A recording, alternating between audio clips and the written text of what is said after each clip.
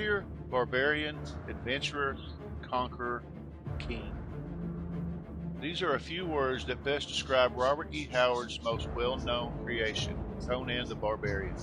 Published in the pulp magazine Weird Tales in 1932, his first adventure, The Phoenix on the Sword, quickly became a hit, and everyone came to love the barbarian from Sumeria.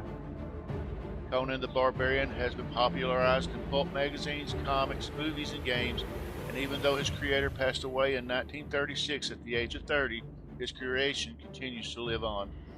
There were some Spanish comics published in the 1950s in Mexico, but it would not be until 1970 that we would see Conan's first officially licensed comic book. In this episode of Tony's Comic Spotlight, we shine the spotlight on that first officially licensed comic book from Marvel Comics, Conan the Barbarian #1 from 1970.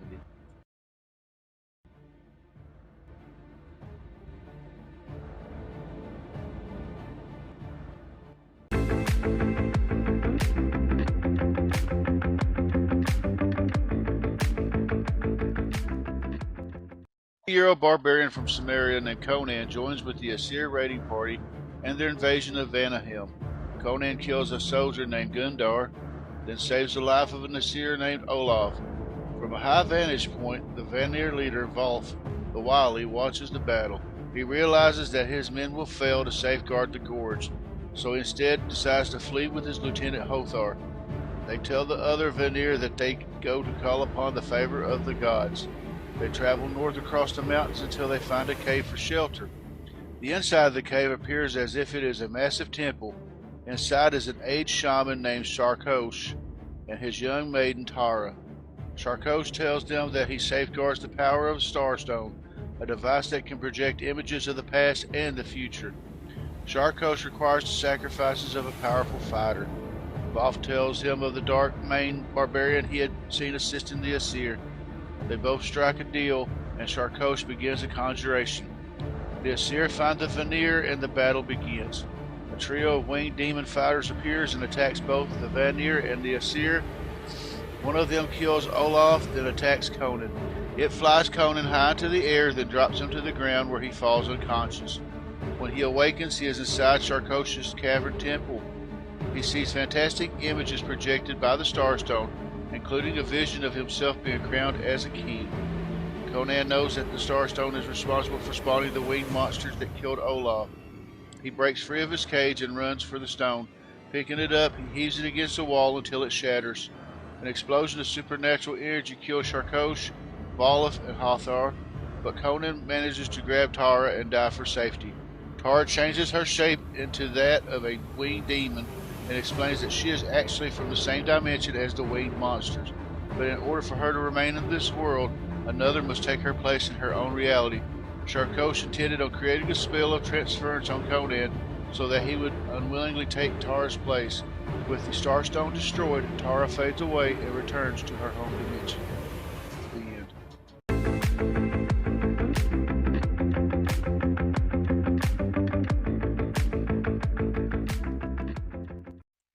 The character of Conan the Barbarian was created by pulp novelist Robert E. Howard and was featured in a series of sword and sorcery novels and short stories. This issue is the first officially licensed comic book adaptation of Howard's character. Unlicensed Conan comics had been previously published in Mexico starting in 1952. Robert E. Howard also created the character of King Cole, a Valusian warrior who predates the time of Conan by several thousand years. Conan's first Marvel comic was almost canceled after 7 issues. Conan's origins as a pulp magazine hero made him a natural fit for the medium's logical evolution, the comic book. And in 1970, the character got his first high-profile comic launch when Marvel Comics' Conan the Barbarian hit stores, courtesy of writer Roy Thomas and artist Barry Windsor Smith. Though now it's held as one of the company's highlights from the 70s, the book was nearly canceled after a mere 7 issues. The problem is that while the debut issue sold well, each of the next 6 issues dropped in sales, leading Marvel's then editor-in-chief Stan Lee to pull the book from production after the 7th issue hit stands. Thomas pled his case, and Lee agreed to give Conan one last shot, but this time instead of the book coming out every month, it would be every 2 months. The plan worked, and soon sales were again on the rise. and the book would stay in publication until 1993, again as a monthly. This success gave way to the Savage Sword of Conan, an oversized black and white spin-off magazine from Marvel that was aimed at adult audiences. It too has met with immense success, lasting from 1974 to 1995. Conan is actually intelligent.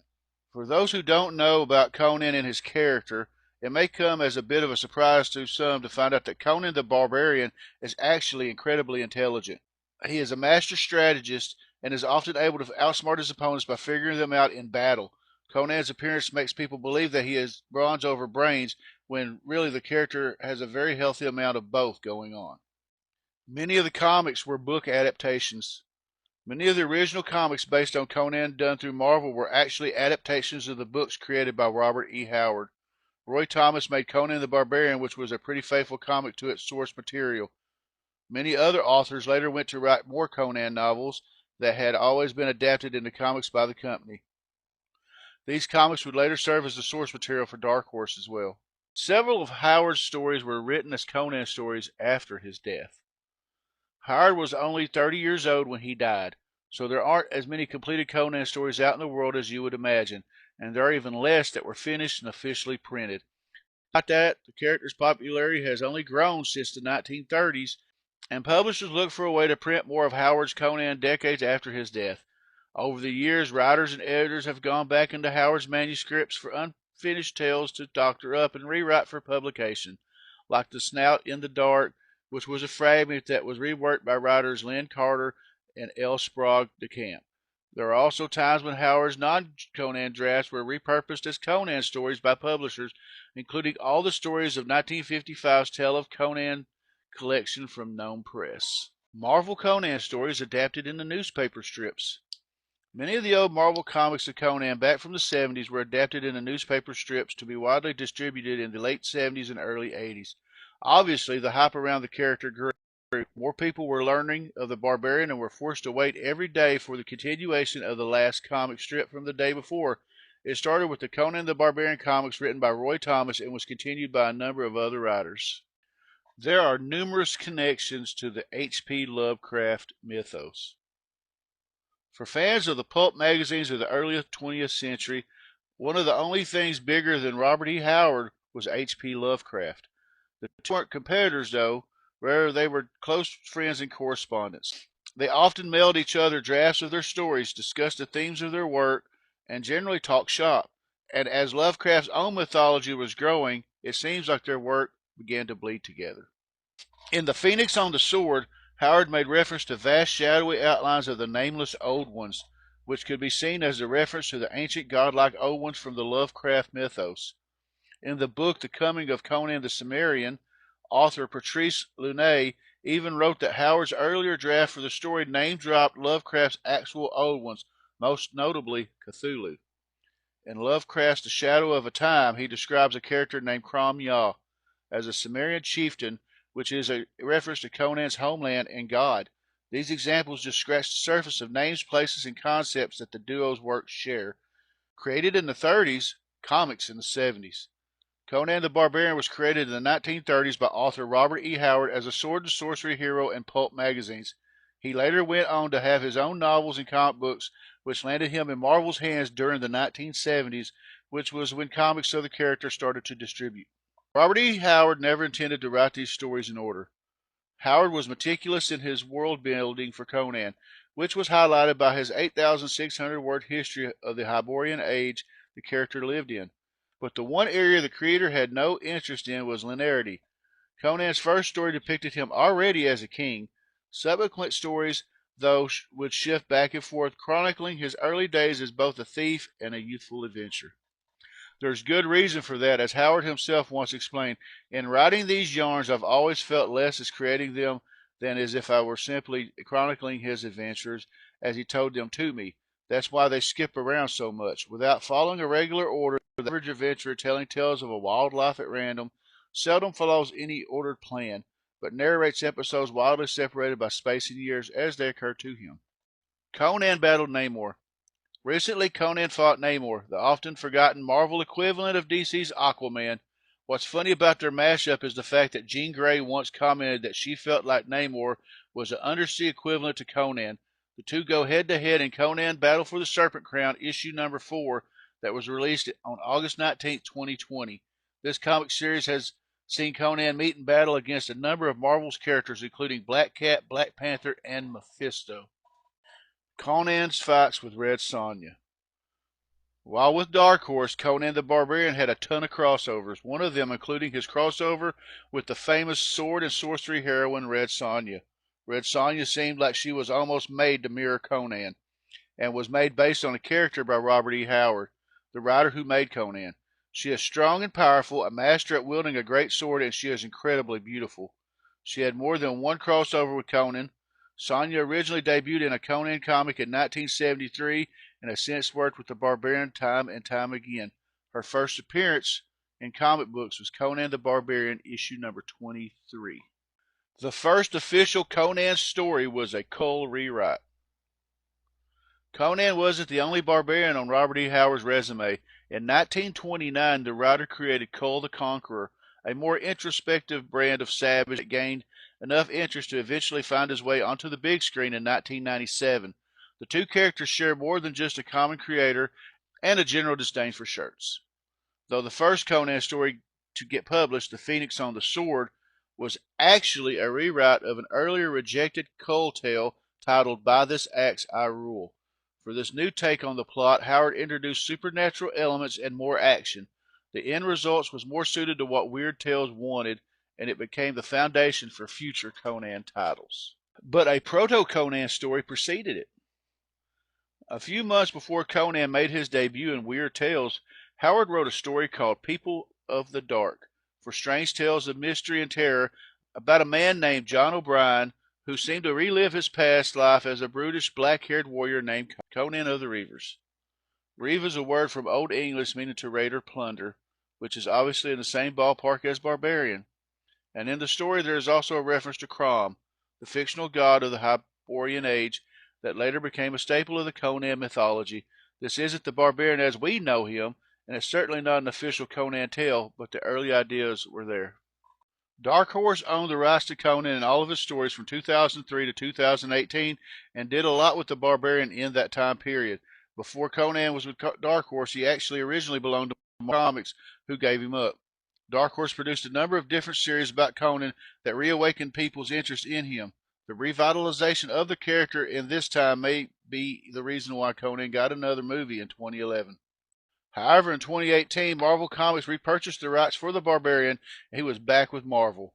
What's interesting is that this repurchase took place after the merger between Disney and Marvel, so maybe they have a new plan for Conan somewhere down the line, or want the rights to the character just in case.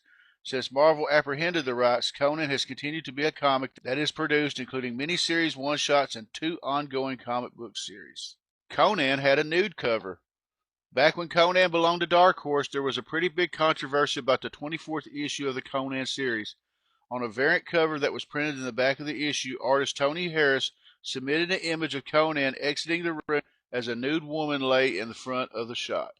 The woman wasn't censored at all, and the editor just let it be, with a short blurb about the piece. People got pretty mad and quickly demanded a censored issue, but there are still issues out there today, 4,000 of them. Conan teamed up with Wonder Woman. While Conan resided with Dark Horse, he had a collaboration with DC Comics' Wonder Woman, written by Gail Simone.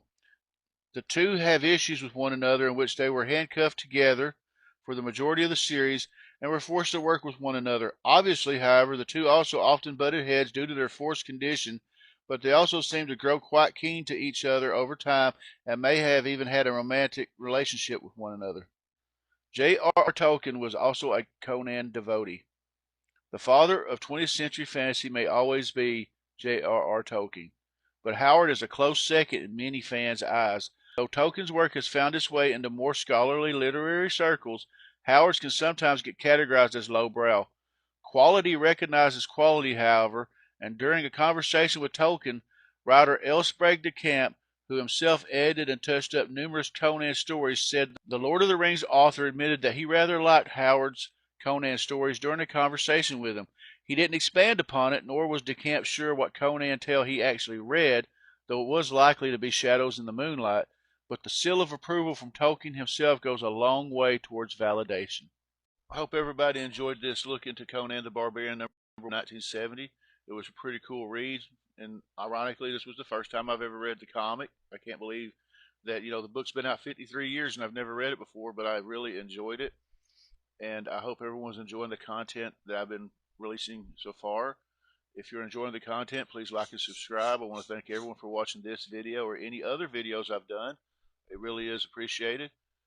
We've got the CBC Award nominations open, so if you want to go and nominate your favorite YouTube content creators, you can go to www.cbcawards.org for more information and to nominate. Also, I'm going to drop some links down in the description below of some other YouTube content creators that you should check out their channels because they're doing awesome work.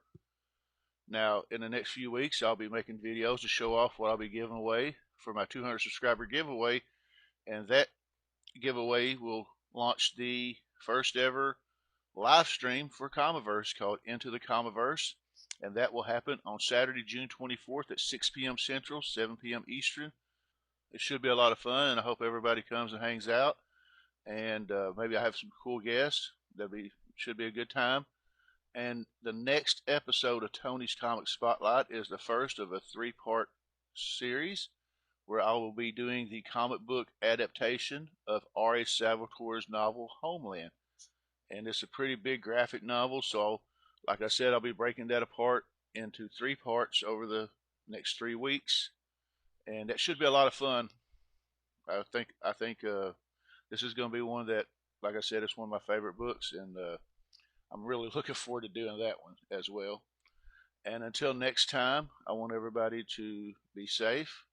Thank you, and God bless. See you.